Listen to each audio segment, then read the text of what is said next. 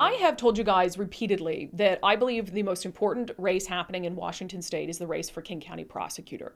Because I think it has an opportunity to set the tone for the criminal justice system, for reforming the criminal justice system in a way that actually holds people accountable. And really, right now, it's in disarray. I mean, we have these massive case backlogs, victims aren't getting justice. And I think accountability and justice are key for turning our public safety crisis around. So the two candidates in this race are both Democrats. Jim Ferrell is the mayor of Federal Way. We've had him on the show before. He and some other mayors south of Seattle have spoken out about the crime crisis. And then Lisa Mannion, she is the current chief of staff for the current prosecuting attorney, Dan Satterberg, who is retiring. So I have invited both of them on the show. I've not heard back from Lisa Mannion's campaign. I did, however, speak at length with Jim Ferrell about his campaign and about what changes he would make as the elected prosecutor to our system of justice. Jim, welcome back to Undivided. For folks who aren't familiar with you, give them the cliff notes of who you are. You bet. Currently, I'm the mayor of Federal Way. I was a King County prosecutor for 16 years, a city of Renton prosecutor before that. Grew up in a small town of Yelm, Washington, where the tallest building in town was a water tower.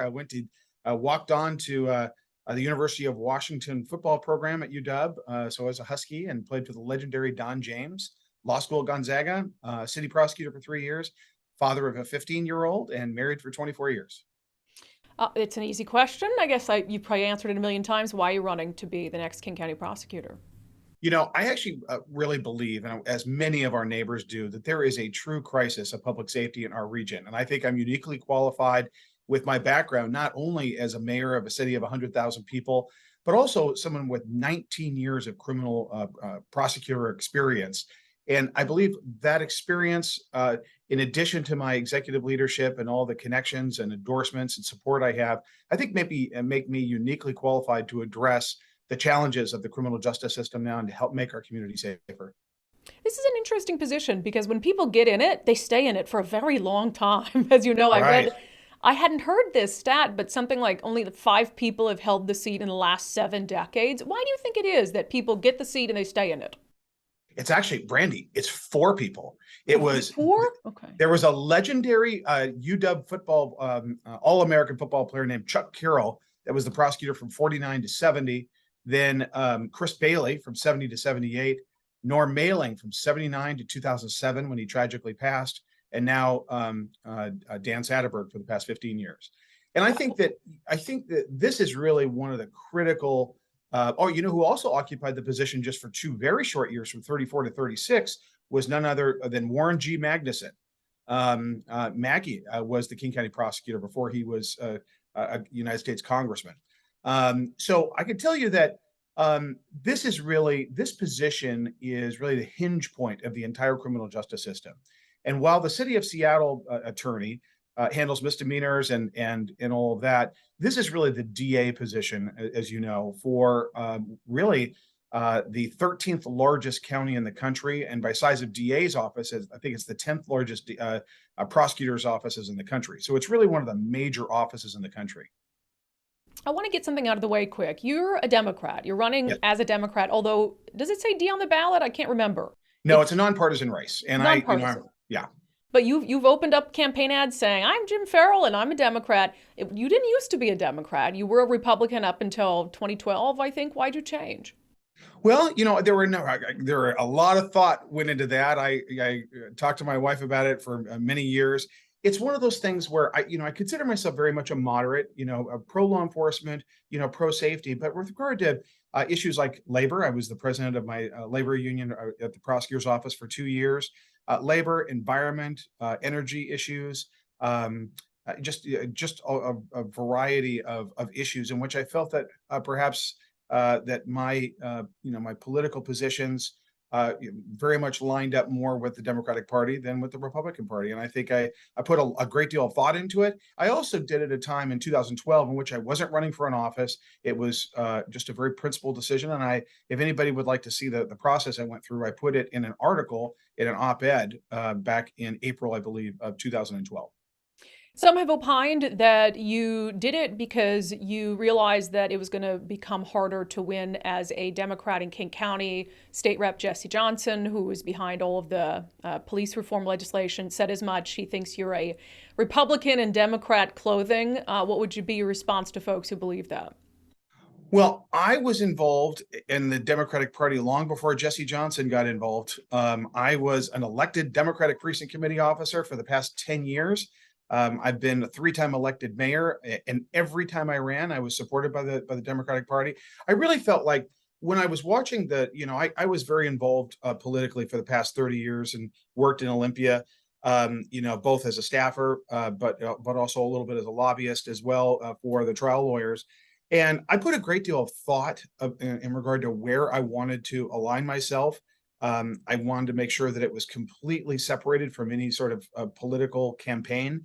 And I really believe that it's very important to stake out where you're at ideologically and to run positions, through a well thought out, political, philosophy, and that's really where I came from, in this. And so, people could say what they want to say, but the proof is in the pudding. I've been very involved, politically in federal way for several decades now, and very open about where I'm at. And I'll tell you where I'm not at. I'm not at where we should overly restrict the ability of law enforcement to do its job, or to pseudo legalize drugs. And I think that's where the disagreements have been with the party, but that's fine. I think there is great merit to the fact that this position should be nonpartisan, and I'm very proud to have both Democrats and Republicans, business and labor, support this campaign, because everybody deserves to be safe and to feel safe. Yeah, and ultimately on the show, we care about your ideas before your identity. And so, I mean, political labels don't matter too terribly much to me. In that regard, like you said, you've worked in the King County Prosecutor's office. What do you think has gone wrong? I mean, assuming you believe it has gone wrong in that office over the past few years. Well, I think that ultimately there have been several things that have appeared in the Seattle Times, and in media just recently about I would say, the deteriorating state of morale in the office. One need only look at the Seattle Times op-ed yesterday's paper, about comments that were made by my opponent comparing, when trying to address the fact that she had never had one criminal trial and never had a caseload. She likened herself to Jeff Bezos and said that he doesn't slap labels on boxes or drive the trucks. And that was incredibly offensive to the people that do the work in that office. And that has played itself out in the media. But even before then, I think, there have been quite a number of departures, really almost an exodus out of the office, for really, I think, a loss of a sense of mission, a concern about morale, a concern about really a lack of focus, and definitely a lack of focus on victims. And so that's why I think it's unheard of in the stable position that this has been over the decades for people like Mark Larson, who was the chief criminal deputy for over 2 decades, to come out and endorse me, as well as like people currently in the office, like James Wisman, who's led the appellate unit there for 25 years and in the office for 32 years, as well as Scott O'Toole, homicide prosecutor, has been over there 30 years. So these individuals have really put themselves out there and said this matters. Ultimately, I think that where Dan Satterberg, the current prosecutor, and the chief of staff really have veered off course, is really just a lack of focus and there's been a real rift between law enforcement and the communities they serve, that the prosecutor serves. And that's why one only needs to take a look at my endorsements from the 15 current mayors and 3 or 4 prior mayors in King County. And there's just been this chasm, a schism, if you will, between the King County Prosecutor's Office and law enforcement in the cities. And in large part has to do with how cases are filed, but also I think just in a manner in which the lack of respect and lack of communication from that office. Explain more what you mean by a lack of focus from Dan Satterberg and that office. I guess, what do you want to bring back in focus that you feel like they haven't focused on appropriately? Well, I think, for years, I led a coalition of South King County mayors, even before the pandemic in 2019, where, the the mayors and the police chiefs in South and East King County met with the leadership of the prosecutor's office.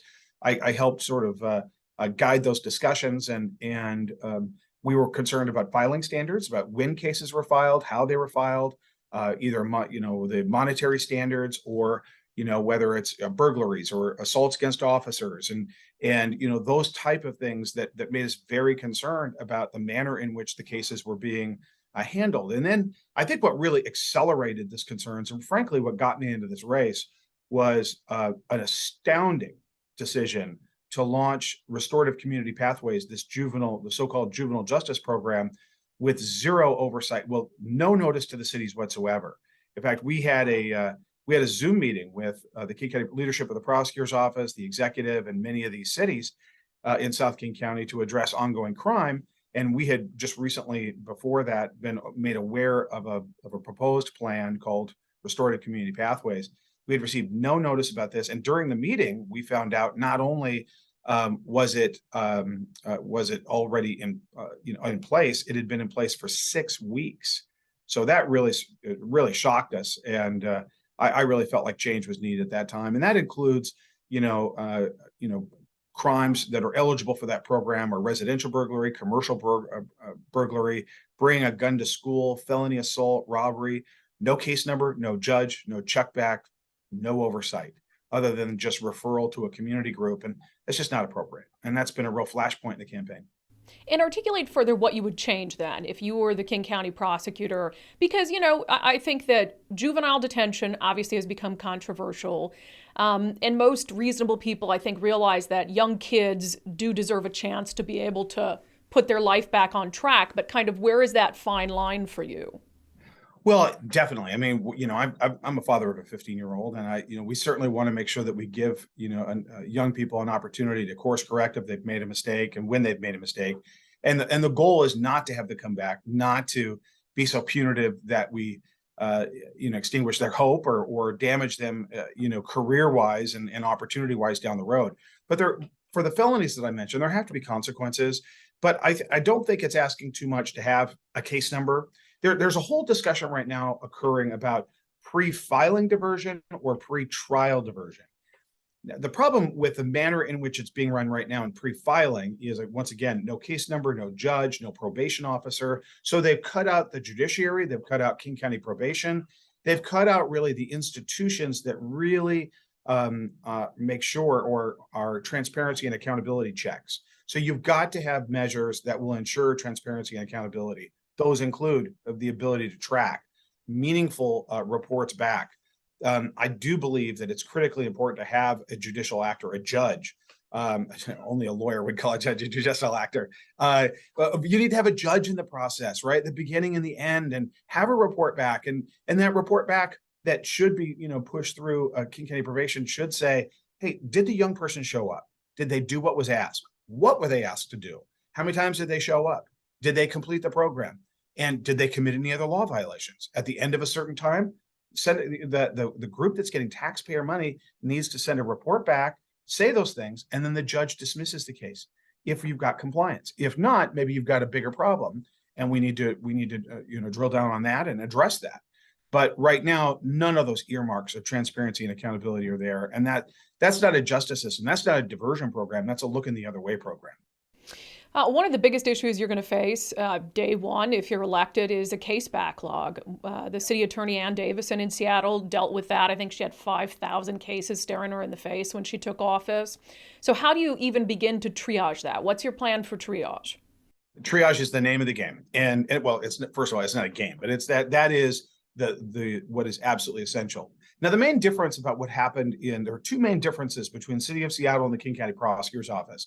The first is those cases that Ann was dealing with in Seattle had not been filed yet. Now, that's critical because that differs on how you handle them.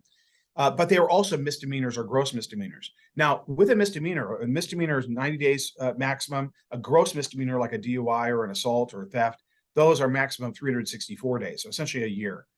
The key issue with regard to misdemeanors is they have statute limitations, a year for a misdemeanor, 2 years for a gross misdemeanor, which means that many of those cases in those triage analysis were coming up on statute limitations.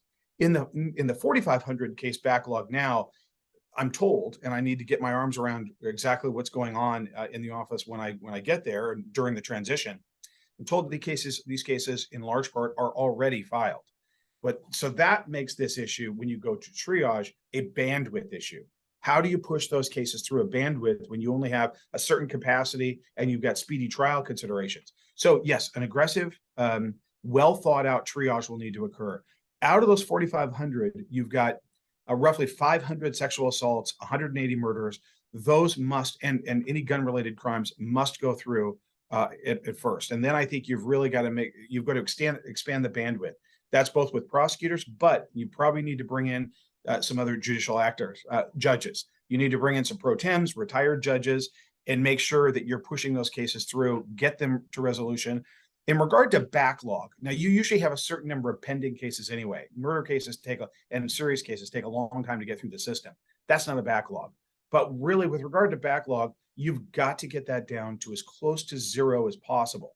Now, difficult decisions are going to have to be made to get us to the point where we can, get to zero. And but we've got to do this in the next year.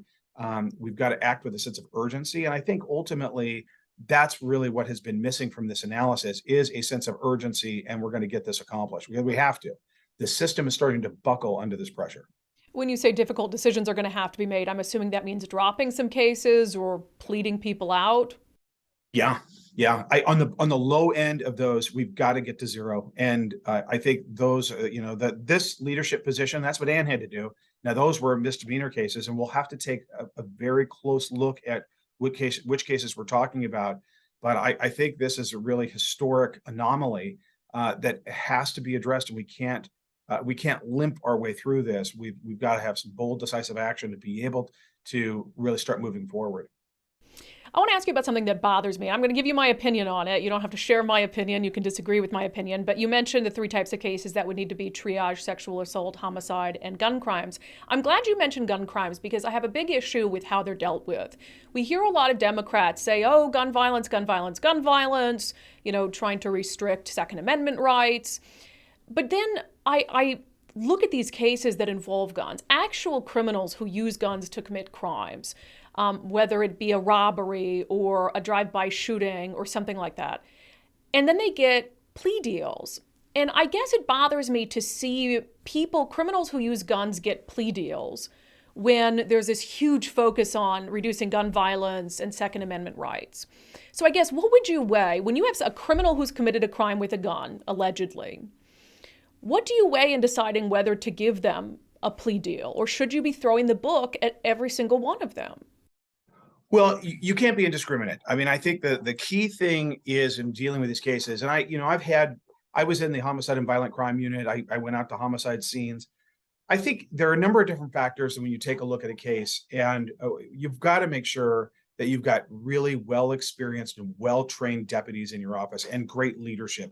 I'm concerned right now. I'm going to get to your question, but I want to say something first.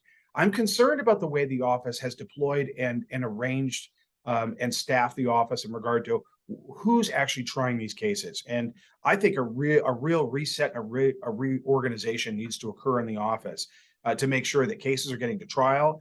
We at the King County Prosecutor's Office, and I was there for 16 years, prided ourselves on being an office of trial attorneys. That ethos has gone away. There also used to be a very strong concern for victims' feelings about resolutions of the case. So to answer your question, first and foremost, we want to talk to victims and figure out where they're at. But we have our own independent analysis about, is the individual dangerous? By definition of using a firearm, it checks that box. But, is there an injury? Are we talking about, a 15-year-old kid popping off a few rounds as going down the street in what would be in that situation a drive-by shooting? But were there any strikes? Or did anybody get hit? Any property get hit? I think you need to take a look at the background of the individual. Have there been priors with firearms? Have there been violent crimes before? Where is this person at?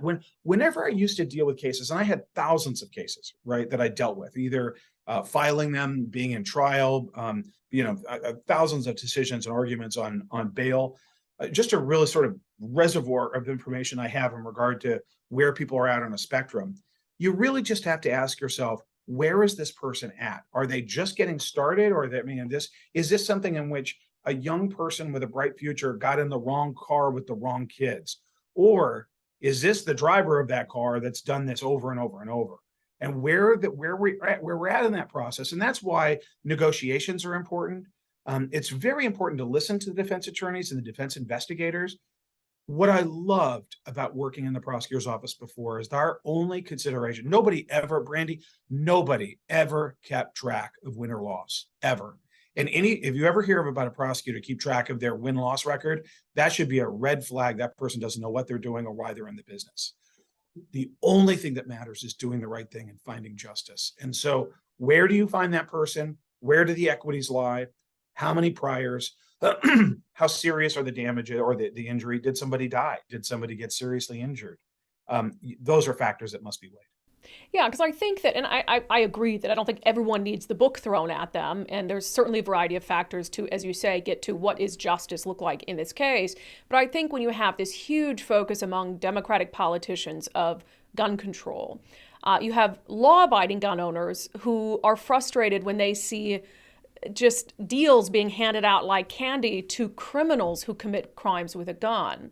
And so as you face low staffing, these huge case backlogs, are you going to be just kind of offering plea deals to everyone to get cases off your plate?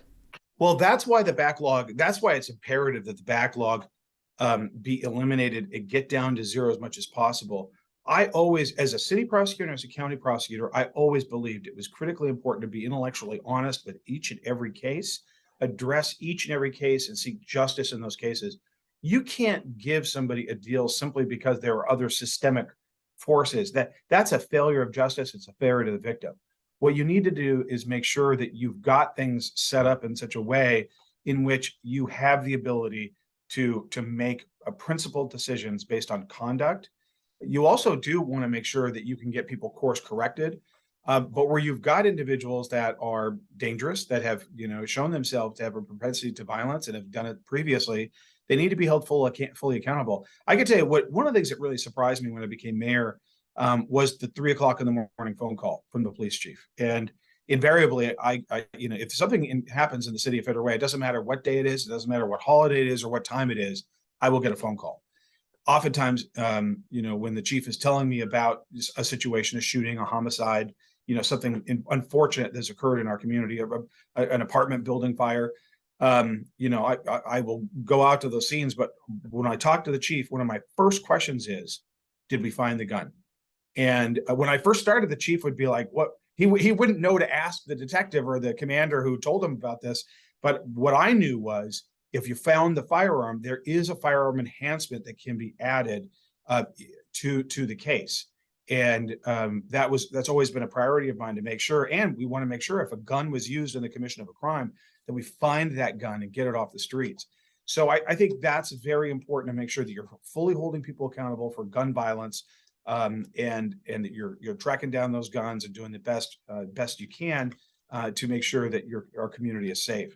When guns show up at school, it's a very serious matter, and we need to do everything we can about it.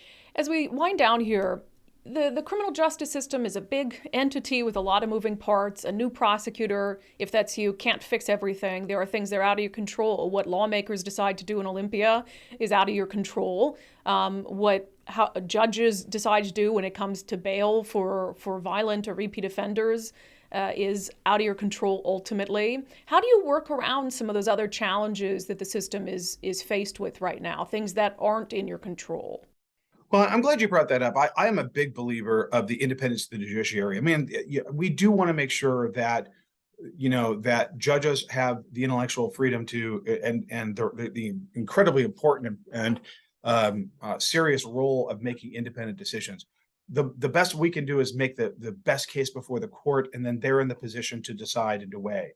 With regard to the legislature, the legendary Norm Mailing was a frequent appearance, made frequent appearances in the legislature, and was a leader on those issues. Whether it was first, combating drug violence in the '80s, And then, 10 years later, going back down there and getting those laws adjusted, or going back down to Olympia and addressing car theft, where we used to have, one of the leading car theft areas in the country, 15,000 car thefts a year. But by focusing in on multipliers and getting the law changed, we dropped that number in half. And so I think that we need to make sure that we have a prosecutor that has a presence in Olympia, and working with other elected officials and prosecutors to say we need to make sure that police officers can pursue stolen cars and other crimes. We need to make sure that there's clear lines in regard to drugs, and that there should not be a state of de facto legalization for cocaine, heroin, methamphetamine, and fentanyl. Some common sense laws, and that's really, I think, actually, there's a very important role the prosecutor can play, as an advocate, as an ally, and really as an expert, to be able to go down there and say, hey, this is really our perspective. And by our, I meaning law enforcement, prosecutors, and the community. Yeah, and not to be afraid to speak up and push back. And you've shown that in your job as mayor. I've had you on the show before with other mayors to talk about that. Ending here, I mean, there's a million things I could talk to you about, because I've said that I think this is the most critical race when it comes to the direction of King County and of our state. Your opponent, in trying to kind of counter the narrative that she has no criminal trial experience, she said, and you alluded to her statement, but she said that voters aren't hiring her to be in a courtroom. They're hiring her to set the tone of the office. Right. So if we're to believe that, if voters are hiring you to set the tone of the office, what tone would Jim Ferrell set as the King County prosecutor? It's a great question. I want to let you know that, we have precious time in that TV ad that I ran, 30 seconds. And what do you say in 30 seconds that can really convey to people that I have the knowledge and experience and really the understanding on how to address these cases? This isn't about the technical issue about trying a case. I mean, I think that what she was saying is that the prosecutor's job isn't to try cases per se, and that there's other things to it. But by handling those thousands upon thousands of cases and working with the victims, standing in front of a judge, standing in front of countless juries, looking into the faces of victims and the families of victims, and understanding, what trial attorneys go through, it is grueling work. It is heartbreaking work. It's really critically important. And I think when most people think of this office, they think about the handling of those criminal cases, which touch people sometimes at their absolute worst moments in their life, both for victims, defendants. So you really want somebody that has gone through this, that understands what this is all about. And this isn't about policy. It's really about handling crime, and crime tears at the very fabric of our community. And you need somebody who understands that, will hold individuals accountable, will seek justice for victims, will seek to make sure that individuals that appear in court don't come back, and where possible, help them get rehabilitated. But when that's not possible, hold them fully accountable. Jim Ferrell, we appreciate it. Good luck to you. Just about a week out, so I'm sure that's nerve-wracking. Maybe you've been through this and it's not nerve-wracking to you, but I appreciate you taking the time to join us, and obviously we'll be following this race to see what happens. Thank you very much, Brandi. Appreciate it for having me.